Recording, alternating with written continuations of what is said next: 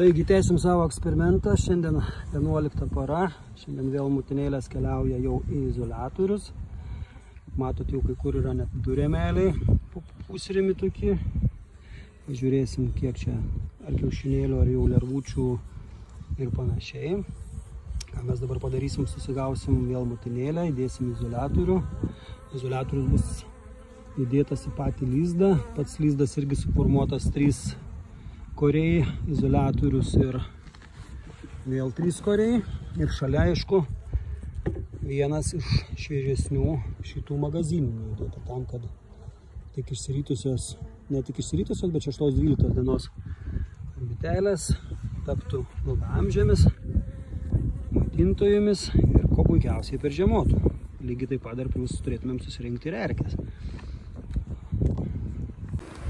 Taigi, taip ir minėjau, buvo padaryta 3 pagrindiniai koriai per vidurį izoliatorius ir įdėta, kaip matote, 2 magazininiai, tai tie, kur padėjo šiek tiek parų. Mielams leisim dar kokias maks 7 dienas pabūt čia. O šiaip jau, kadangi pagrindinėme lizde nebėra nei perų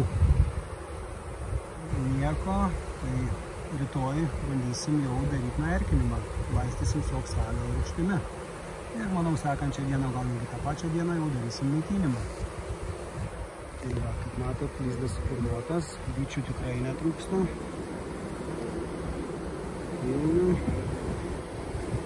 Čia kažkur buvo 6-7 rėmai gabanimai kitų.